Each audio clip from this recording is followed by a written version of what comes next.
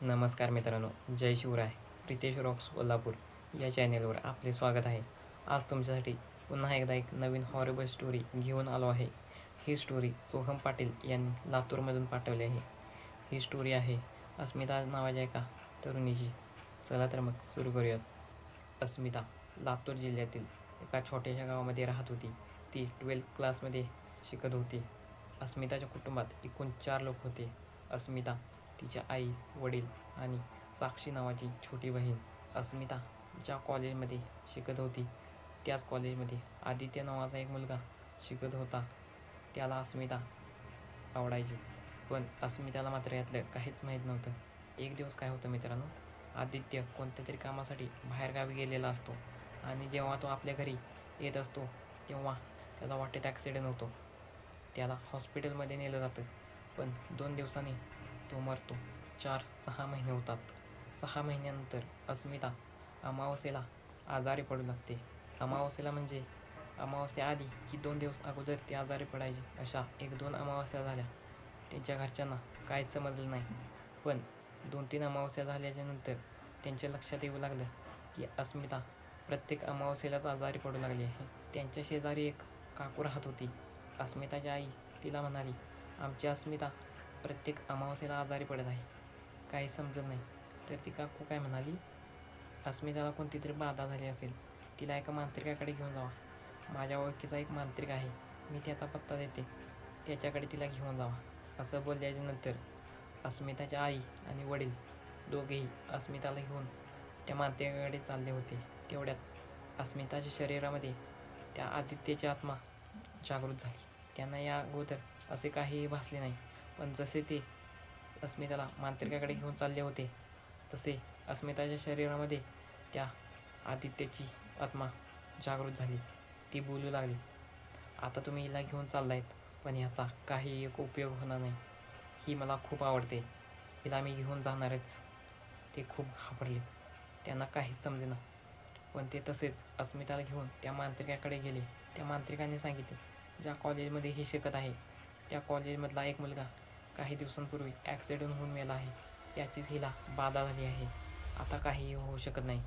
काही दिवसांनी तो हिला घेऊन जाईलच, याच्यावर काहीच उपाय नाही. पण आमचे एक गुरु आहेत, तुम्ही त्यांच्याकडे घेऊन जावा. तिथे जाऊन पहा काय होतंय का." मग ते मांत्रिकाच्या त्या मोठ्या गुरुकडे गेले. तो खूप मोठा मांत्रिक होता. तिथे गेल्यावर त्या मांत्रिकाने पुन्हा त्या आदित्यची आत्मा अस्मिताच्या शरीरामध्ये जागृत केली. तो बोलला, "तुला काय पाहिजे?" तर अस्मिताच्या तोंडून आदित्यची आत्मा बोलू लागली, "ही मला खूप आवडते, हिला मी घेऊन जाणारच. तुम्ही आता काहीही करू शकत नाही." असं बोलून ती आत्मा पुन्हा गायब झाली.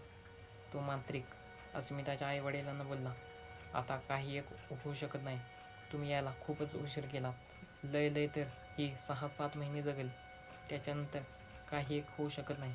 अस्मिताच्या आईवडिलांना काही एक समजेना, काय करावं काय नाही.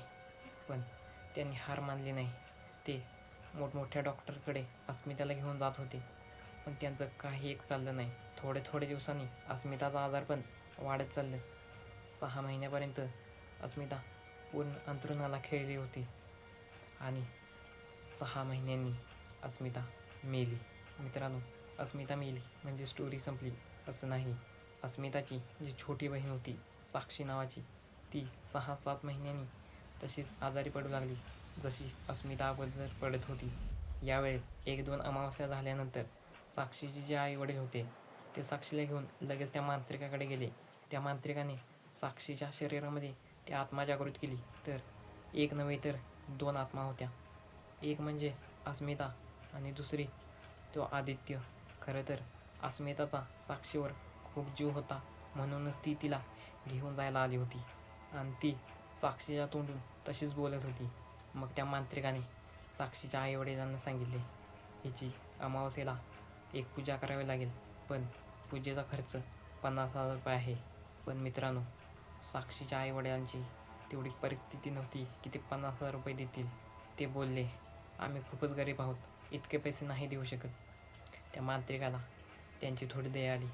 तो बोलला, "हे बघा, मी ह्या पूजेचे प्रत्येकाकडून 50,000 रुपये घेतोच, पण तुमची परिस्थिती पाहता तुम्ही 40,000 रुपये द्या. ते पैसे काही मला नकोत, पण पूजेचा खर्चच तेवढा आहे.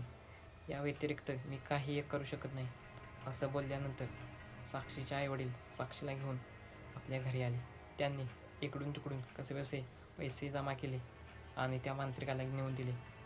तो मांत्रिक अमावास्येच्या रात्री त्यांच्या घरी आला. कसली तरी पूजा केली होती. साक्षी काय तिथे बसायला तयारच नव्हती.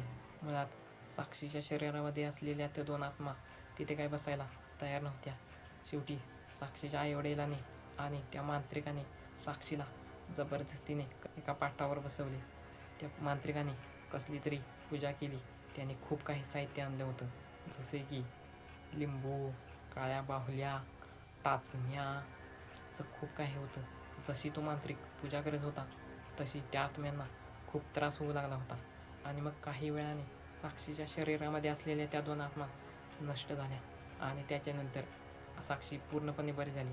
मग पुन्हा तसला त्रास साक्षीला कधीही झाला नाही. मित्रांनो, ही स्टोरी तुम्हाला कशी वाटली कमेंटमध्ये नक्की सांगा. व्हिडिओ आवडला असेल तर लाईक करा, शेअर करा आणि अशाच नवनवीन व्हिडिओसाठी आपल्या चॅनेलला सबस्क्राईब करा. भेटूया का पुन्हा नवीन स्टोरीसोबत. जय शिवराय.